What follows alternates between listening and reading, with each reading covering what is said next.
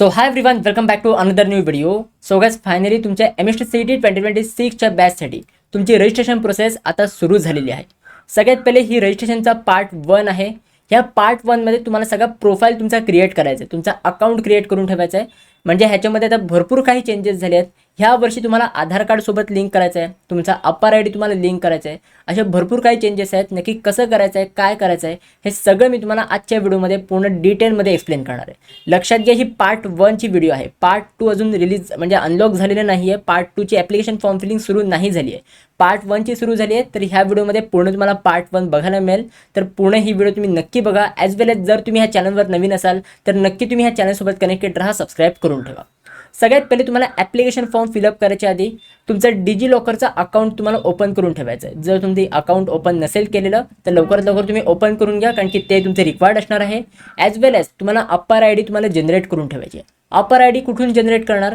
डिजिलॉकरच्याच ॲपवरून किंवा वेबसाईटवरून तुम्ही अप्पर ID तुम्ही जनरेट करू शकता, कारण की या दोन्ही गोष्टी तुमचं आता पार्ट 1चं रजिस्ट्रेशन करताना रिक्वायर्ड असणार आहेत. तर काय करायचं तुम्हाला सीडच्या वेबसाईटवरती यायचे. ही सीडची ऑफिशियल वेबसाईट आहे. ह्याच वेबसाईटवरती आता पुढे जाऊन तुमच्या भरपूर काही नोटीस अपडेट्स वगैरे येणार आहेत. तर ही वेबसाईट आता तुम्हाला सतत चेक करत राहायची. ह्या वेबसाईटवरती आल्यानंतर तुम्ही ते चेक करू शकता. CET examination portal for academic year 2026 and 27 हे तुमचे एक्झाम पोर्टल आहे, जे नुकतंच तुमचं स्टार्ट झालेलं आहे. तर ह्यावरती तुम्हाला क्लिक करायचं आहे. आता ह्या तुम्हाला दोन ऑप्शन आहेत, साइन इन और न्यू युजर. आता बघा, आत्तापर्यंत आपण कोणीही सीडच्या वेबसाईटवरती अकाउंट ओपन नाही केलं आहे, तर त्याच्यामुळे आपण साइन इन नाही करायचं. आपण डायरेक्ट पहिले न्यू युजर म्हणजे आपल्याला रजिस्टर करून घ्यायचं आहे. तर तुम्हाला रजिस्टरवर क्लिक करायचं आहे. आता रजिस्टरवर क्लिक केल्यानंतर येथे तुम्हाला काही तुमचे पर्सनल डिटेल्स फिलअप करायला येतील. आता हे खूप इम्पॉर्टंट आहेत. सगळ्यात पहिले तुम्हाला ह्यात तुमचा ईमेल ID एंटर करायचा आहे. आता तोच ईमेल ID एंटर करा जो तुमचा ॲक्टिव्ह असणार आहे. पूर्ण तुमच्या सीडच्या जे वेळ असणार आहे, म्हणजे जे पण तुमची एक्झाम, तुमचा कॅप राऊंड, त्यावेळी जे पण अपडेट्स असतील, जे पण काही इश्यूज वगैरे असतील, हे सगळे तुमच्या ईमेलवरती येणार आहेत. तर त्याच्यामुळे तुम्हाला ॲक्टिव्ह ईमेल ID ह्या इथे एंटर करायचा आहे. त्याच्यानंतर तुमचा पासवर्ड तुम्हाला जनरेट करायचा आहे. स्ट्रॉंग पासवर्ड जनरेट करा आणि हा पासवर्ड कुठेतरी नोट डाऊन करून ठेवा. इन फ्युचर जेव्हा पण तुमचं ॲडमिट कार्ड येईल, काही पण अपडेट येईल, काही पण तुमचे नोटिफिकेशन्स येतील, तर तुम्हाला साइन इन करायच्या वेळी तुम्हाला पासवर्ड विचारला जाणार आहे. तर तुम्ही स्ट्रॉंग पासवर्ड एंटर करा आणि तो पासवर्ड कुठेतरी नोट डाऊन करून ठेवा, ज्याच्याने तुम्ही पुढे जाऊन तो पासवर्ड विसरला नाही पाहिजे. पासवर्ड तुम्हाला परत कन्फर्म करायचं आहे, ते कन्फर्म पासवर्ड.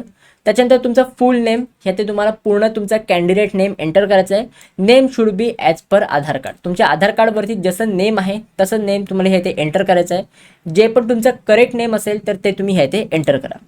त्याच्यानंतर तुमची डेट ऑफ बर्थ, तुम्हाला डेट ऑफ बर्थ पण तुमची एंटर करायची आहे आणि करेक्ट जी पण तुमची डेट ऑफ बर्थ करेक्ट आहे ती डेट ऑफ बर्थ एंटर करायची आहे. कारण की इन फ्युचर जेव्हा तुम्ही एक्झामला जाता तर त्या एक्झामला गेल्यानंतर तुम्हाला लॉग इन करावं लागतं आणि लॉग इन करण्यासाठी तुमचा पासवर्ड जी आहे ही तुमची डेट ऑफ बर्थ असते. तर त्यामुळे तुम्हाला डेट ऑफ बर्थ ही तुम्हाला करेक्टली एंटर करायची. हे सगळे डिटेल्स तुम्ही फिलअप करून झाल्यानंतर तुम्हाला रजिस्टरवर क्लिक करायचं आहे. आता तुम्ही ह्याचे बघू शकता की ह्याकडे जे पण रिक्वायर्ड डिटेल्स होते तर ते सगळे डिटेल्स मी ह्याचे फिलअप केलेले आहेत. त्याच्यानंतर तुम्हाला रजिस्टर ह्या ऑप्शनवर तुम्हाला क्लिक करायचं आहे. आता रजिस्टर केल्यानंतर तुम्हाला ह्याचे काय सांगितलं आहे की ईमेल व्हेरिफिकेशन. तुम्हाला ईमेल व्हेरिफिकेशनसाठी जो पण ईमेल ID तुम्ही एंटर केलेला आहे तर त्या ईमेल IDवर एक ईमेल आलेला असेल, तर त्या तिकडे व्हेरीफाय ईमेल असं लिहिलेलं असेल. ते पण मी तुम्हाला दाखवतो.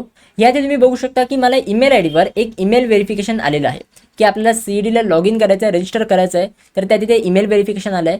तर ह्यात जे तुम्हाला व्हेरीफाय ईमेलचं ऑप्शन दिलं आहे तर त्यावर तुम्हाला क्लिक करायचं आहे. त्याच्यानंतर परत तुम्हाला कन्फर्म करायला येईल की तुम्हाला हा ईमेल ID व्हेरीफाय करायचा आहे का. क्लिक हिअर टू प्रोसीडचं ऑप्शन आहे, तर त्यावर तुम्हाला क्लिक करायचं आहे. Your email address has been verified. इथे तुम्हाला दिलेलं आहे की तुमचा ईमेल ॲड्रेस हा व्हेरीफाय झालेला आहे. ठीक आहे. तर परत आपल्याला लॉग इनवर यायचं आहे. Once email is verified please click here to relog in. तर त्यावर तुम्हाला क्लिक करायचं आहे. इथे तुमचा साइन इनमध्ये ईमेल ID आणि तुमचा पासवर्ड ऑलरेडी एंटर होऊन येईल. की जर एंटर नसेल झालेला तर तुम्हाला मॅन्युअली एंटर करावं लागेल. एकदा तुम्ही रजिस्टर केल्यानंतर ज्या पण ईमेल IDने तुम्ही रजिस्टर केलं आहे, जो पण पासवर्ड तुम्ही एंटर केला आहे तर ते तुम्हाला एंटर करायचं आहे आणि साइन इन तुम्हाला करून घ्यायचं आहे. आता साइन इन केल्यानंतर इथून तुमचे एक नवीन स्टेप्स सुरू होतात. हे लास्ट इयरपर्यंत हे स्टेप्स नव्हते, बट ह्या वर्षी हे नवीन स्टेप्स सुरू झालेले आहेत तुमचा आधार कार्ड आणि तुमचा अप्पर ID लिंक करण्यासाठी. आता हे कसं करायचं आहे, काय करायचं आहे, स्टेप बाय स्टेप सांगतो, हे नीट तुम्ही बघा. ओके. तर ह्यात तुम्ही बघू शकता नोटमध्ये काय दिलं आहे. सगळ्यात पहिला point, to continue with CET application Aadhaar and APAAR authentication is mandatory. तुम्हाला आधार आणि अप्पर ऑथेंटिकेशन हे तुम्हाला मॅन्डेटरी केलेलं आहे. त्याच्यानंतर तुम्हाला तुमचा डिजी लॉकरचा अकाउंट तुम्हाला क्रिएट करून ठेवायचं आहे, कारण की येथे तुम्हाला सीडचा फॉर्म भरताना कंपल्सरी रिक्वायर्ड असणार आहे. Use DigiLocker to complete the authentication of your Aadhaar and APAAR. आपल्या डिजी लॉकरचाच यूज करून आपला आधार आणि अपार हे ऑथेंटिकेशन आपल्याला कंप्लीट करायचं आहे. हे कसं करायचं आहे स्टेप बाय स्टेप सांगतो. ह्या इथे तुम्ही बघू शकता प्रोसीड टू डिजी लॉकर हा तुम्हाला ऑप्शन दिलेला आहे, तर त्यावर तुम्हाला क्लिक करायचं आहे. त्यावर क्लिक केल्यानंतर इथे तुमचा आधार कार्ड नंबर, जो पण तुमचा आधार कार्ड नंबर आहे हा तुम्हाला एंटर करायला येईल. तर पूर्ण तुम्हाला आधार कार्ड नंबर एंटर करून घ्यायचा आहे. मी पण ह्या ते एंटर करून घेतो. सो बघा हे ते माझा आधार कार्ड नंबर मी एंटर केला आहे आणि त्याच्या खाली नेक्स्टचा ऑप्शन आहे, तर तुम्हाला नेक्स्टवर क्लिक करायचं आहे. नेक्स्टवर क्लिक केल्यानंतर तुम्हाला तुमचा आधारच्या मोबाईल नंबरवर, म्हणजे जो पण मोबाईल नंबर तुमचा आधार कार्डसोबत लिंक आहे, तर त्या मोबाईल नंबरवर एक OTP येईल. तर तो OTP तुम्हाला एंटर करायचा आहे आणि त्याच्यानंतर सबमिट करायचं आहे. OTP एंटर केल्यानंतर हा पेज थोडा रिलोड होईल. त्याच्यानंतर तुम्हाला सांगितलं आहे की please enter your 6 digit security pin to sign in. तुमचं डिजी लॉकरचा एक तुम्ही पिन सेटअप केलेला असेल, म्हणजे जेव्हा तुम्ही डिजी लॉकरचा अकाउंट क्रिएट करता तर त्यावेळी तुम्ही डिजी लॉकरचा एक 6 डिजिट पिन तुम्ही सेट केलेला असेल, तर तोच पिन तुम्हाला हे ते एंटर करायचा आहे. तर मी पण तो पिन हे ते एंटर करतो. पिन एंटर करून झाल्यानंतर तुम्हाला डनवर क्लिक करायचं आहे. डनवर क्लिक केल्यानंतर इथे तुमचे काही पर्सनल डिटेल्स येतील.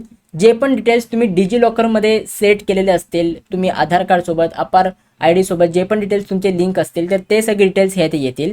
ह्या ते तुम्हाला काय सांगितले की इश्यूड डॉक्युमेंट हे ते सगळे म्हणजे दोन्ही डॉक्युमेंटला तुम्हाला सिलेक्ट करायचं आहे. अपार IDला पण तुम्हाला सिलेक्ट करायचं आहे, त्याच्यानंतर आधार कार्डला पण तुम्हाला सिलेक्ट करायचं आहे. त्याच्यानंतर डिजी लॉकर ड्राईव्ह ह्या ते तुम्हाला सिलेक्ट करायचं आहे. खाली हे सगळं बाकीचं काही तुम्हाला चेंजेस वगैरे नाही करायचे आहेत. अलाव केल्यानंतर जे पण तुमचे डिटेल्स डिजी लॉकरमध्ये सेट असतील हे डिटेल्स तुमचे फेच केले जातील तुमच्या ॲप्लिकेशन फॉर्ममध्ये. तुम्ही येथे बघू शकता माझे सगळे डिटेल्स हे ते फेच झालेले आहेत आणि ह्या इथे मला आता पुढची स्टेप करायला आलेली आहे. आता ही पण स्टेप खूप इम्पॉर्टंट आहे, कारण की जर तुम्ही ह्या स्टेपमध्ये मिस्टेक केली तर त्याच्यानंतर परत ते करेक्ट करणं खूप मुश्किल आहे. तर ह्याचे जे पण डिटेल्स तुम्ही फिलअप करताय हे नीट फिलअप करा, सांभाळून फिलअप करा. वेळ लागला तरी पण चालेल. बघा आपल्याला काही पण घाई नाही आहे, वेळ लागला तरी पण चालेल, बट नीट तुम्हाला सगळं फिल करायचं आहे. सगळ्यात पहिले जे पण तुमचं आधार कार्डसोबत नाव असेल, म्हणजे जे पण तुमच्या आधार कार्डवरती नाव असेल तर ते तुमचं ऑटोफेच झालेलं आहे. तुमचे date of birth, Aadhaar card, ID सगळं हे सगळं तुमचं ऑटोफेच झालं आहे. त्याच्यानंतर इथे तुम्हाला अपार ID एंटर करायचं आहे. आता तुम्हाला लक्षात नसेल की यार माझा अपार ID काय होता, तर बघा इथे पण तुम्हाला एक ऑप्शन दिलेला आहे. इथे ब्ल्यू कलरमध्ये तुम्ही चेक करू शकता, click here to view and copy your APAAR ID. तुमचा अपार ID बघण्यासाठी आणि तुमचा अपार ID कॉपी करण्यासाठी ह्या तुम्ही क्लिक करू शकता. हे ऑप्शनवर तुम्ही क्लिक केलं ना एक PDF तुमची ओपन होईल. त्या PDFमध्ये सगळं तुमचा अपार ID वगैरे सगळं दिलेलं असेल. जसे की माझी ह्या इकडे एक PDF ओपन झालेली आहे, यात मी काही कारणामुळे ब्लर करतोय, बट जेव्हा तुम्ही हे ऑप्शनवर क्लिक कराल तर तुमची पण PDF ओपन होईल आणि ह्या ते सगळं तुमचा अपार ID वगैरे तुम्हाला बघायला मिळेल. तर तो अपार ID तुम्हाला कॉपी करायचा आहे आणि कॉपी करून तुम्हाला ह्या ते पेस्ट करायचं आहे. आता एकदा हे झाल्यानंतर तुम्हाला तुमचा मोबाईल नंबर एंटर करायचा आहे. जो पण तुमचा ॲक्टिव्ह मोबाईल नंबर असेल, जो तुमचा मोबाईल नंबर चालू असेल, तर तोच एंटर करा, कारण की इन फ्युचर काही पण इश्यू झाला, काही पण तुम्हाला OTP वगैरे येत असेल तर हे सगळं मोबाईलवर येतो आणि जर तुमचा त्यावेळी मोबाईल इनॲक्टिव्ह असला तर पुढे जाऊन तुम्हाला प्रॉब्लेम होऊ शकतो. त्याच्यानंतर खाली दिले नेम ॲज पर HSC और SSC मार्कशीट. आता जर तुम्ही ड्रॉपर स्टुडंट असाल, जर तुम्ही 12वीची एक्झाम लास्ट इयरलाच दिली असेल, तर तुमच्या 12वीच्या मार्कशीटवरती तुमचं नाव ज्याप्रमाणे दिलं आहे तर त्या फॉर्मॅटमध्ये तुमचं नेम हे ते एंटर करायचं आहे. त्याच्यानंतर जर तुम्ही 12वीला आता अपियर होत असाल, आता ह्या वर्षी जर तुम्ही 12वीची एक्झाम देत असाल, तर 10वीच्या मार्कशीटवरती ज्याप्रमाणे तुमचा नेम दिलेला आहे तर त्याप्रमाणे नेम तुम्हाला ह्या इथे एंटर करायचं आहे. त्याच्यानंतर फादर्स नेम, तुमचे फादर्स नेम जे पण आहे तर ते तुमचं फादर्स नेम हे ते एंटर करायचं आहे. त्याच्यानंतर मदर्स नेम, तुमच्या आईचं जे पण नाव आहे तर ते नाव एंटर करायचं आहे. जेंडर तुम्हाला सिलेक्ट करायचं आहे, तुम्ही मेल आहात की फिमेल आहात. त्याच्यानंतर रिलिजन, तुम्ही कुठल्या रिलिजनमधून बिलॉंग करता, तुम्ही हिंदू आहात, मुस्लिम आहात, ख्रिश्चन आहात, सिख आहात किंवा इतर ज्या पण रिलिजनमधून बिलॉंग करतात तर ते रिलिजन तुम्हाला ह्याचे सिलेक्ट करायचं आहे. त्याच्यानंतर कुठल्या रिजनमध्ये तुम्ही बिलॉंग करता, तुम्ही रुरलमध्ये राहता की अर्बन एरियाजमध्ये राहता, तर ते तुम्हाला सिलेक्ट करायचं आहे. नेक्स्ट आहे मदर टंग, तुमची मदर टंग कुठली आहे. जर तुमची मदर टंग मराठी असेल तर इथे मराठीचं ऑप्शन दिलेलं आहे, तर त्या मराठी मदर टंग तुम्हाला सिलेक्ट करायची आहे. नॅशनॅलिटी इंडियन हे ऑलरेडी बाय डिफॉल्ट तुम्हाला सिलेक्ट होऊन येईल. चेंज करायचं असेल तर तुम्ही चेंजसुद्धा करू शकता.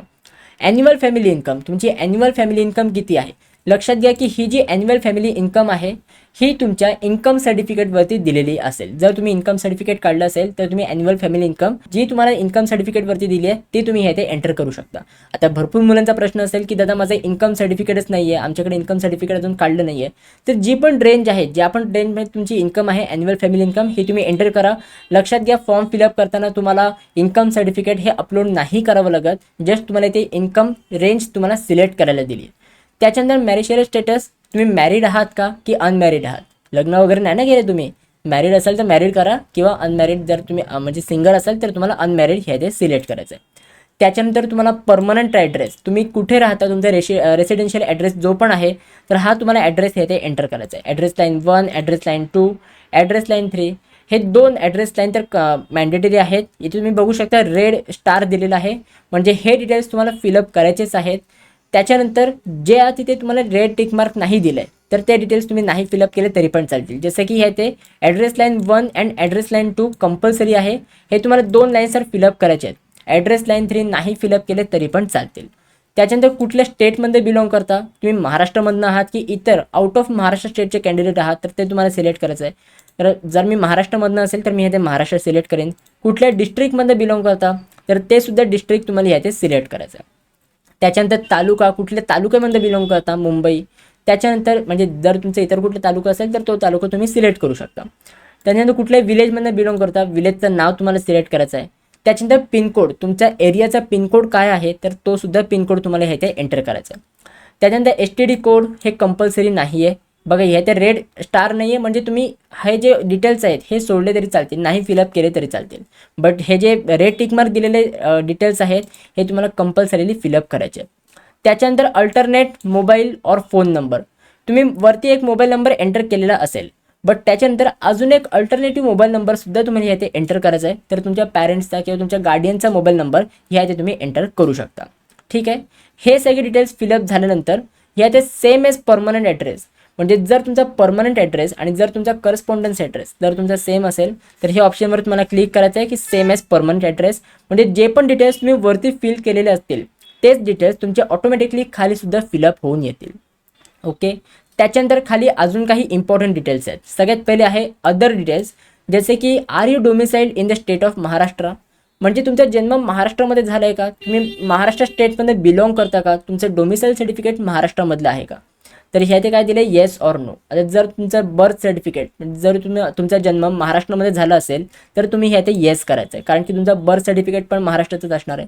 हां, जर तुम्ही इतर कुठल्या स्टेटमध्ये तुम्ही बिलॉंग करत असाल, तुमचं डोमिसाईल कुठल्या इतर कुठल्या स्टेटचं असेल तर तुम्ही ह्या ते नो म्हणून करू शकता. ओके. त्याच्यानंतर मायनॉरिटी स्टेटस, तुम्ही कुठल्या मायनॉरिटीमधनं बिलॉंग करता का. जर लिंग्विस्टिक किंवा रिलिजियस मायनॉरिटीमध्ये तुम्ही बिलॉंग करत असाल, बघा मायनॉरिटी भरपूर आहेत, जसं की मुस्लिम आहे, ख्रिश्चन आहे, हे रिलिजियस मायनॉरिटीज आहेत. परत लिंग्विस्टिक मायनॉरिटी पण आहेत, जसे की हिंदी मायनॉरिटी आहे, असे भरपूर काही मायनॉरिटी आहेत. सो जर तुम्ही बिलॉंग करत असाल तर येस करू शकता. येस केल्यानंतर तुम्ही कुठल्या लिंग्विस्टिक मायनॉरिटीमध्ये बिलॉंग करता तर ते तुम्हाला सिलेक्ट करायला येईल की तुम्ही गुजराती आहात, हिंदी आहात, मल्याळम आहात, कन्नड आहात, हे भरपूर काही लिंग्विस्टिक मायनॉरिटी आहे. जर तुम्ही त्याच्यामध्ये बिलॉंग करत असाल तर तुम्ही सिलेक्ट करू शकता.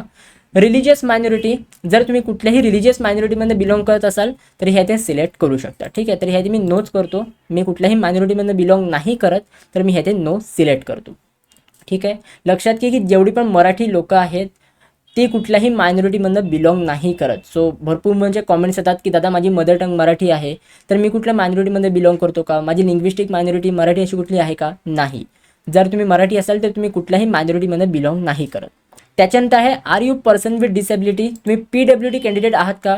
येस असेल तर येस करू शकता. तुमची डिसेबिलिटी काय आहे ही आहे ते तुम्ही सिलेक्ट करू शकता. जर तुम्ही कुठलीही PWD कॅन्डिडेट नसाल तर सिंपल नो करायचं आहे. Select SSC equivalent passing year, तुम्ही 10वीची एक्झाम कुठल्या इयरला पास आउट झालाय तर ते इयर तुम्हाला ह्याचे सिलेक्ट करायचं आहे. जसे की 2024मध्ये पास झाला असेल तर 2024 करा, 2023मध्ये पास झाला असेल तर 2023 तुम्ही ह्याचे सिलेक्ट करू शकता. त्याच्यानंतर SSC इक्विव्हॅलंट टोटल पर्सेंटेज, तुम्हाला 10वीमध्ये किती पर्सेंटेज मिळाले होते तर तेवढे तुम्हाला एंटर करायचे आहेत. तुमचं 10वीचं कुठलं बोर्ड होतं, तुमचं महाराष्ट्र स्टेट बोर्ड होतं, CBSE बोर्ड होतं किंवा इतर कुठले बोर्ड होतं तुमचं तर ते बोर्ड तुम्हाला सिलेक्ट करायचं आहे. आता मोस्ट ऑफ दी मुलांचा महाराष्ट्र स्टेट बोर्ड असतं तर हे तुम्ही महाराष्ट्र स्टेट बोर्ड सिलेक्ट करतोय. त्याच्यानंतर सिलेक्ट SSC स्कूल स्टेट, तुमची 10वीची स्कूल कुठल्या स्टेटमध्ये होती तुम्ही महाराष्ट्रामध्ये 10वीची म्हणजे तुमची स्कूल जी आहे ही महाराष्ट्रामध्ये होती की कुठल्या इतर स्टेटमध्ये होती हे तुम्हाला सिलेक्ट करायचं. तर सिम्पल मी इथे महाराष्ट्र करतो. आर यू अपिअरिंग, आता हा खूप इम्पॉर्टंट प्रश्न आहे. जी पण मुलं ड्रॉपर्स आहेत, जी पण मुलं फ्रेशर्स आहेत, दोघांसाठी खूप इम्पॉर्टंट आहे. ह्या इथे काय विचारलं आहे, are you appearing or appeared for 12th HSC engineering diploma exam in 2026. म्हणजे तुम्ही 12वीची एक्झाम आता अपिअर करताय की ऑलरेडी अपिअर्ड झालेला आहात. तुम्ही ह्या वर्षी 12वीची बोर्ड एक्झाम देताय की ऑलरेडी लास्ट इयरलाच तुम्ही 12वीची बोर्ड एक्झाम दिली आहे, तुम्ही ह्या वर्षी ड्रॉप घेतला आहे, असं काय आहे. तर सिम्पल तुम्हाला येस ऑर नो करायचं आहे. जर तुम्ही येस केलं म्हणजेच काय की तुम्ही ह्या वर्षी 2026मध्ये 12वीची बोर्ड एक्झाम देताय, तुम्ही फ्रेशर्स आहात, तुम्ही आता अपिअर करताय. बट जर तुम्ही ड्रॉपर असाल, तुम्ही 12वीची बोर्ड एक्झाम लास्ट इयरला दिली असेल, तुम्ही ह्या वर्षी ड्रॉप घेतले जस्ट तुमची CETची एक्झाम परत देण्यासाठी, तर त्यासाठी तुम्ही ह्या इथे नो करू शकता. जर तुम्ही ड्रॉपर असाल, जर तुम्ही नो केलं तर अजून तुम्हाला खाली काही डिटेल्स फिलअप करायला येतील. जसे की तुम्हाला 12वीचे डिटेल्स फिलअप करायचे आहेत. 12वीची एक्झाम तुम्ही कुठल्या इयरला पास झालेला आहात, त्याच्यानंतर 12वीचं म्हणजे कुठले बोर्ड होतं, तुमचं इक्विव्हॅलंट बोर्ड कुठलं होतं, तुमचे मार्क्स टाईप काय आहेत, पर्सेंटेज आहेत, CGPA आहेत, हे तुम्हाला सिलेक्ट करायला लागेल. त्याच्यानंतर HSC और engineering diploma marks out of, म्हणजे तुम्हाला 12वीला किती मार्क्सपैकी आउट ऑफ किती मार्क्स होते, टोटल मार्क्स किती होते हे तुम्हाला एंटर करायचे आहेत. आणि किती मार्क्स तुम्हाला मिळाले आहेत हे मार्क तुम्हाला ह्या इथे एंटर करायचे आहेत. ठीक आहे. हे सगळे एंटर करून झाल्यानंतर ह्या इथे पर्सेंटेज वगैरे एंटर करून झाल्यानंतर आय कन्फर्म ह्यावर तुम्हाला क्लिक करायचं आहे. तर सिम्पल मी ह्या इथे जे आर यू अपेरिंगवर जे आहे ते ह्याचे सिम्पल येस करतो की हां मी ह्या वर्षी बोर्ड एक्झाम देतोय. ते ह्याचे सिम्पल तुम्हाला टिक करायचं आहे. आणि सेव्ह चेंजेस ह्या ऑप्शनवर क्लिक करायच्या आधी जे पण डिटेल्स तुम्ही फिलअप केलेले आहेत हे सगळे तुम्ही गो थ्रू करा, सगळे करेक्ट आहेत की नाही हे तुम्ही चेक करा. लक्षात घ्या की वरती काही इम्पॉर्टंट डिटेल्स आहेत. कुठले इम्पॉर्टंट डिटेल्स आहेत, सगळ्यात पहिले कॅन्डिडेट नेम, तुमचं कॅन्डिडेट नेम ह्या ते पुढे ब्रॅकेटमध्ये पण काय दिले नीट रीड करा की ॲज पर SSC और HSC मार्कशीट, तुमच्या 10वी किंवा 12वीच्या मार्कशीटवरती तुमचं कॅन्डिडेट नेम कसं दिलं आहे तर त्याप्रमाणे तुम्हाला एंटर करायचं आहे. 10वी 12वीच्या मार्कशीटवरती सरनेम पहिले दिले असेल तर त्याप्रमाणे तुम्ही एंटर करू शकता. त्याच्यानंतर फादर्स नेम आणि मदर्स नेम ह्याप्रमाणे तुम्हाला एंटर करून तुम्हाला डायरेक्टली खाली येऊन सेव्ह चेंजेसवर तुम्हाला क्लिक करायचं आहे. आता सेव्ह चेंजेस केल्यानंतर ह्या इथे जे पण आपले डिटेल्स आहेत हे सगळे सेव्ह होतील. आणि ह्या इथे जी आपली स्टेप नंबर 1 आहे, आपल्याला जो प्रोफाईल क्रिएट करायचा आहे तर ह्या इथे आपला प्रोफाईल क्रिएट होईल. ह्या इथपर्यंत होता पार्ट नंबर 1. पार्ट नंबर 1ची स्टेप तुम्हाला ह्या इथपर्यंत सगळी कंप्लीट करायची आहे. अजूनपर्यंत पार्ट 2 सुरू नाही झाले तर त्यामुळे आता आपण प्रोसीड नाही करू शकत.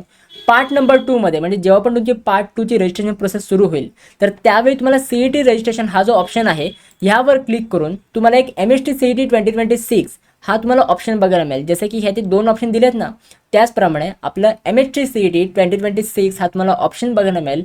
त्यावर क्लिक करून आपल्याला पार्ट नंबर 2ला प्रोसीड करायचं आहे. अजूनपर्यंत पार्ट 2 सुरू नाही झाले तर त्यामुळे आता आपण प्रोसीड नाही करू शकत. इथपर्यंत आता तुम्ही प्रोफाईल क्रिएट करून घ्या. आता मेजॉरिटी ऑफ मुलांचे डाऊट्स असतात की दादा हे प्रोफाईल आपल्याला आत्ताच क्रिएट करायचं आहे का, आपण थोड्या वेळाने म्हणजे जेव्हा पार्ट 2 सुरू होईल तेव्हा आपण हे प्रोफाईल नाही का क्रिएट करू शकत, तेव्हा सुद्धा करू शकता. आता काय असं अर्जंट नाही आहे की आत्ताच तुम्हाला प्रोफाईल क्रिएट करायला पाहिजे तेव्हाच तुम्ही पार्ट 2ला जाऊ शकता, तसं नाही आहे. पार्ट 2 जेव्हा सुरू होईल त्यावेळी पण तुम्ही ही प्रोफाईल क्रिएट करायची स्टेप तुम्ही कंप्लीट करू शकता. म्हणजे पार्ट 1 आणि पार्ट 2 तुम्ही एकत्र सुद्धा कंप्लीट करू शकता जेव्हा पुढे म्हणजे पार्ट 2 सुरू झाल्यानंतर. आत्ता लगेच तुम्हाला करायची काही घाई नाही आहे. जर तुम्हाला आता प्रोफाईल क्रिएट करायचं असेल तर तुम्ही करू शकता. बट डिजिलॉकर आणि अप्पर ID म्हणजे डिजिलॉकरवरती तुमचा अकाउंट आणि तुमचा अप्पर ID हा तुम्ही जनरेट करून ठेवा, आत्ताच करून ठेवा, ज्याच्याने पुढे जाऊन तुम्हाला काही घाई गडबड होणार नाही आहे. सो आय होप ह्या व्हिडिओमध्ये जे पण मी तुम्हाला सांगितलं हे सगळं तुम्हाला समजलेलं असेल. जर काही पण डाऊट्स असतील तर ते डाऊट्स मला कॉमेंट सेक्शनमध्ये तुम्ही विचारू शकता. मी नक्की ट्राय करेन तुमच्या डाऊट्सला रिप्लाय करायचा. बाकी ही व्हिडिओ तुम्हाला कशी वाटली तर तेही मला कॉमेंट सेक्शनमध्ये सांगा. आणि ही व्हिडिओ जास्तीत जास्त शेअर करा, ह्या व्हिडिओला हाईप करा आणि लाईकसुद्धा नक्की करा. तुमच्या मित्रांसोबत पण शेअर करा, त्यांनाही समजू देत की तुम्हाला रजिस्ट्रेशनची पार्ट नंबर 1 हे कसं करायचं आहे. So guys that's it for video. कशी वाटली तुम्हाला ही व्हिडिओ, आवडली असेल तर नक्की लाईक करा, शेअर करा, सबस्क्राईब करा. भेटू मग पुढच्या व्हिडिओमध्ये. तोपर्यंत बाबा, सी या अँड